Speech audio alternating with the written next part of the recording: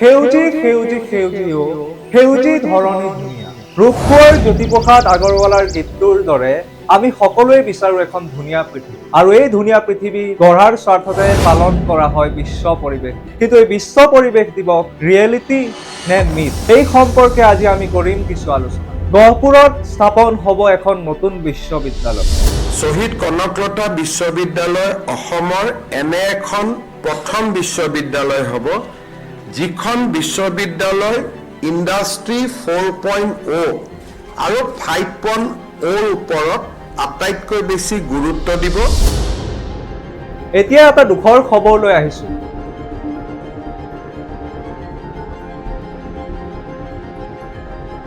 উল্লাস নে উন্মাদনা? উল্লাসৰ কাৰণে আমি পাহৰি যাওঁ নেকি আমাৰ জীৱন ৰক্ষাৰ কথা। নমস্কাৰ, মই অংকুৰজ্যোতি কলিতাই সকলোকে স্বাগতম জনাইছো EduAid ডেইলি নিউজৰ আন এটি ভিডিঅ'লৈ। আজি আমি বিগত সময়ৰ কিছু গুৰুত্বপূৰ্ণ খবৰৰ কথা আলোচনা কৰিম। গতিকে পলম নকৰি আৰম্ভ কৰিছো আমাৰ আজিৰ ভিডিঅ'। আজি বিশ্ব পৰিৱেশ দিৱস। পোনপ্ৰথমে সকলোকে জনাইছো বিশ্ব পৰিৱেশ দিৱসৰ সেউজ শুভকামনা। 1972 চনত ৰাষ্ট্ৰসংঘৰ দ্বাৰা পোনপ্ৰথমবাৰৰ বাবে বিশ্ব পৰিৱেশ দিৱসৰ প্ৰতিষ্ঠা কৰা হৈছিল আৰু 1973 চনৰ 5 জুন তাৰিখৰ পৰা প্ৰত্যেক বছৰে 5 জুন তাৰিখে পালন কৰি অহা হৈছে বিশ্ব পৰিৱেশ দিৱস।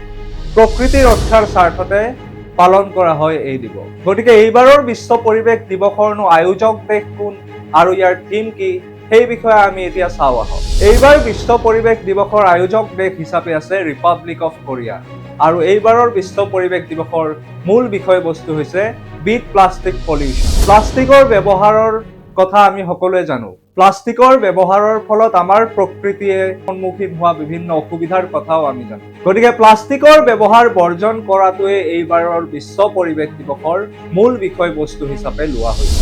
আমি সচৰাচৰ দেখা পাওঁ যে বিশ্ব পৰিৱেশ দিৱসৰ দিনা সকলোৱে গছপুলি ৰোয় আৰু ছ'চিয়েল মিডিয়াত নিজৰ এখন ফটো আপলোড কৰে। কিন্তু আমি ছ'চিয়েল মিডিয়াতেই সীমাবদ্ধ ৰাখিছো নেকি বিশ্ব পৰিৱেশ দিৱসৰ কাৰ্যকলাপ? আমি ৰোৱা গছজোপা কিমান ডাঙৰ হ'ল, কেনেকৈ লালন পালন হ'ল, সেই বিষয়ে আমি খবৰ ৰাখিছোনে? বিশ্ব পৰিৱেশ দিৱস ৰিয়েলিটিত সঁচাকৈ হৈ আছে নে এয়া মাত্ৰ আমাৰ বাবে এক মিথ হৈ ৰৈছে? আমাৰ ৰাজ্য তথা ভাৰতবৰ্ষ নতুবা সমগ্ৰ বিশ্বই বৰ্তমান উন্নয়নৰ দিশে ধাৱমান। উন্নয়নৰ ক্ষেত্ৰত আমি বহু গছ কাটিছো, অৰণ্য ধ্বংস কৰিছো, যাৰ ফলত আমি নিজেই বহুতো অসুবিধাৰ সন্মুখীন হৈছো। কিছুদিন পূৰ্বে আমাৰ গুৱাহাটী মহানগৰৰ কৃত্ৰিম বানপানীও ইয়াৰে এক নিদৰ্শন নহয় জানো? উন্নয়নৰ কাৰণে আমি গছ কাটিছো, উন্নয়ন আমাক লাগিব, তাত কোনো দ্বিমত নাই। কিন্তু আমি ধ্বংস কৰা অৰণ্যখন, আমি কাটা গছজোপা আমি পুনৰ জীৱিত কৰাৰ বাবে কি প্ৰচেষ্টা লৈছো, সেয়াও কিন্তু আমি চাব লাগিব। নহলে এদিন আমাৰ বাবে প্ৰয়োজনীয় সকলোবোৰ বস্তু থাকিব, মাথো নাথাকিব অক্সিজেন। অলপ অক্সিজেন বিচাৰি আমি সকলোৱে হাবাথুৰি খাব লাগিব। কিন্তু ইয়াৰ মাজতো কিছু সংখ্যক লোকে প্ৰকৃতি ৰক্ষাৰ স্বাৰ্থত নিৰন্তৰ সাধনা কৰি আহিছে। উদাহৰণস্বৰূপে আমাৰ অসমৰে অৰণ্য মানৱ পদ্মশ্ৰী যাদৱ পায়েঙৰ কথা ক'ব লাগে। তেখেতে প্ৰকৃতি ৰক্ষাৰ এই যুঁজত অক্লান্ত সৈনিক হিচাপে কাম কৰি আহিছে। এতিয়া মই সকলোকে সুধিব খুজিছো, যাদৱ পায়েঙে, আমি জানো যে ব্ৰহ্মপুত্ৰৰ পাৰৰ বালিচৰক যাদৱ পায়েঙে কেনেকৈ অৰণ্যলৈ ৰূপান্তৰিত কৰিছে। এতিয়া মই সকলোকে সুধিব খুজিছো, যাদৱ পায়েঙে সৃষ্টি কৰা অৰণ্যখনৰ নাম কি? কমেণ্ট ছেকশ্যনত নিশ্চয় জনাব।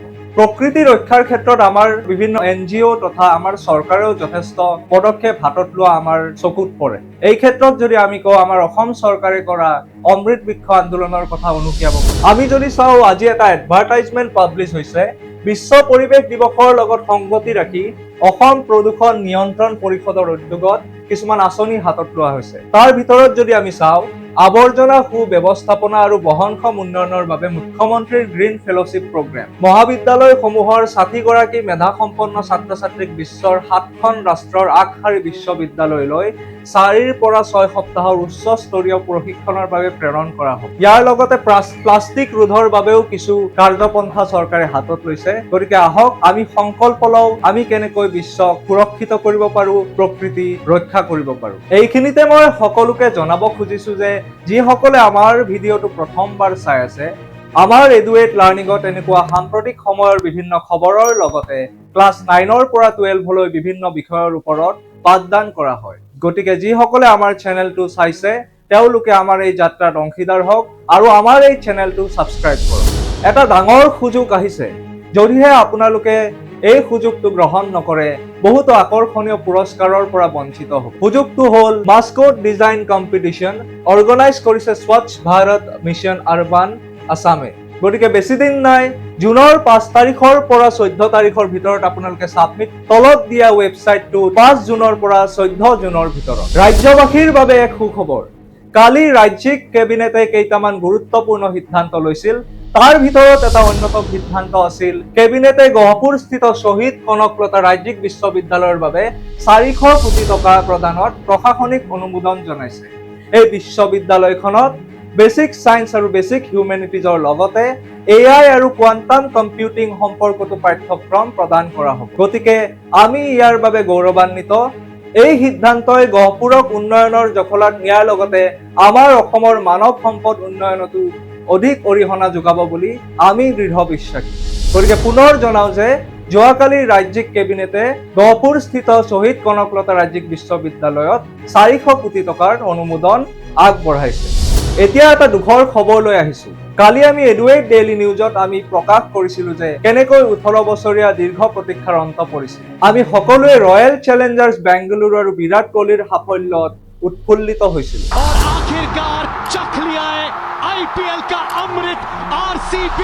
কিন্তু তাৰ মাজতে আহি পৰিছে এক দুখবৰ। বেংগালুৰুৰ চিন্নাস্বামী ষ্টেডিয়ামত অনুষ্ঠিত কৰা হৈছিল এক বিজয় অনুষ্ঠান, য'ত বিভিন্ন লোকৰ সমাগমত 11 জন লোকে প্ৰাণ হেৰুৱাব লগা হৈছে আৰু বহু লোক আহত হৈছে। গতিকে এই চেগতে আমি নিহতসকললৈ শ্ৰদ্ধাঞ্জলি জনাইছো আৰু পুনৰ যাতে এনেকুৱা ঘটনা নহয় তাৰ বাবে আমি প্ৰাৰ্থনা কৰিছো।